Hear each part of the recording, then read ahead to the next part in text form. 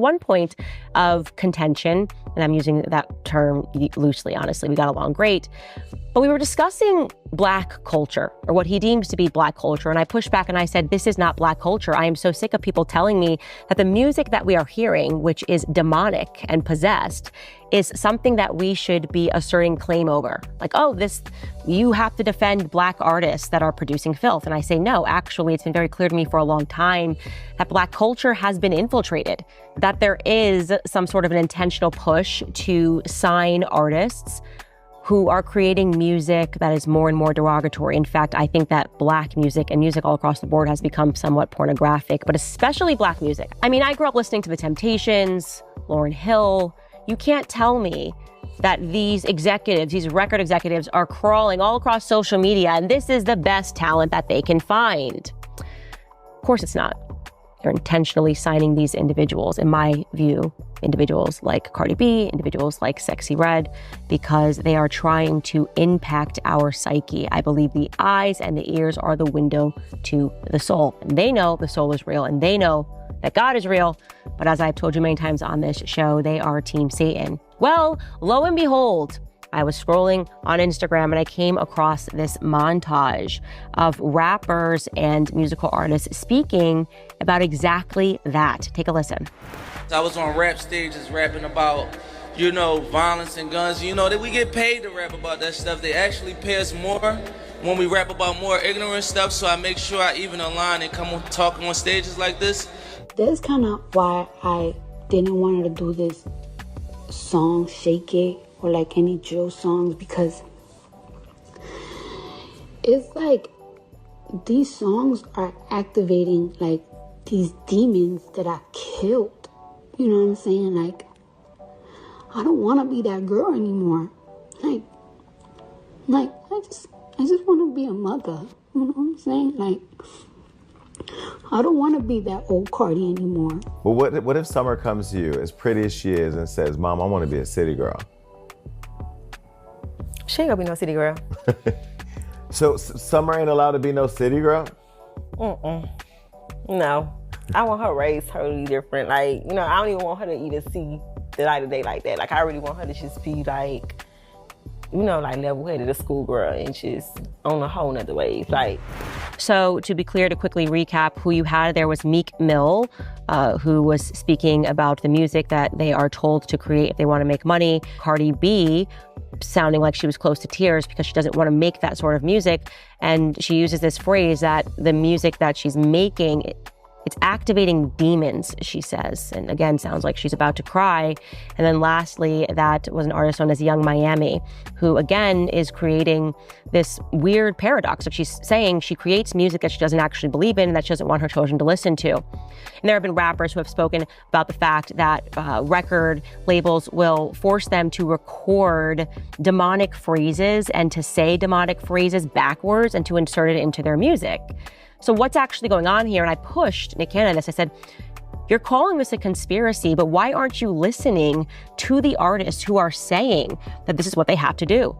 And by the way, this extends beyond music. I've spoken to models who say that they are basically told that they have to act like sluts, that they have to get naked if they want to get paid.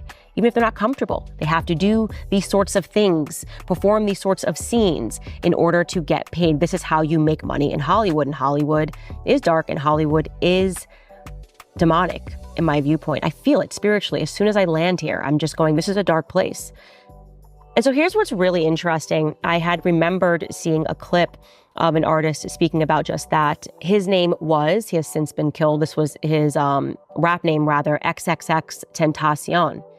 He released a song in 2016, which was entitled, I Spoke to the Devil in Miami.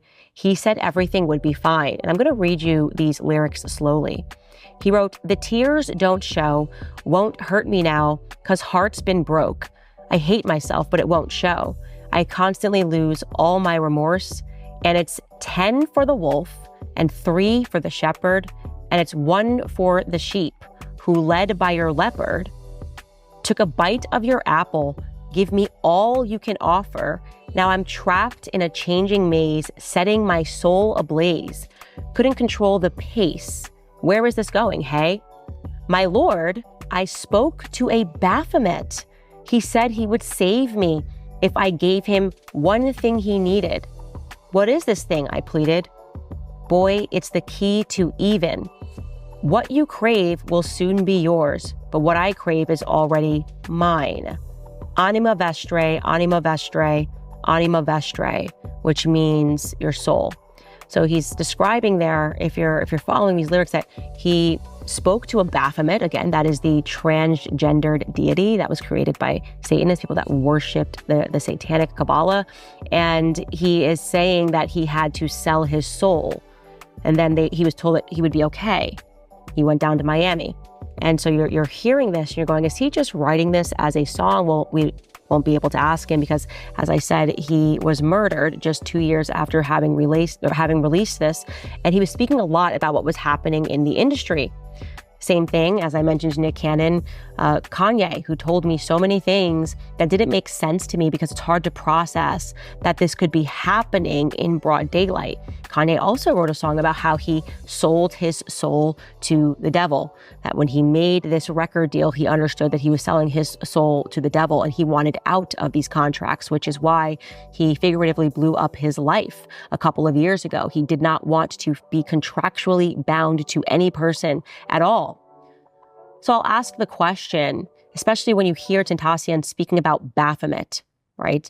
You hear Cat Williams, as we have shown you many times on the show, who also said that he knew that Baphomet, transgenderism, this deity that represents transgenderism, was going to be a thing in Hollywood, that he knew they were going to start pushing this down the pipeline to the masses. I will ask you, when does this stop being a conspiracy theory?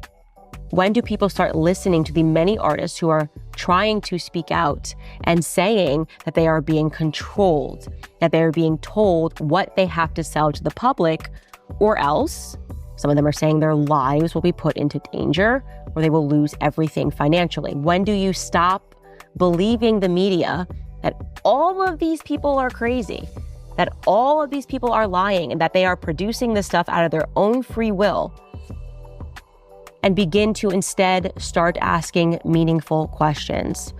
I will conclude this by saying what I always tell you, is that Hollywood was intentionally designed as an attack on our spirits. There are spiritual forces at play.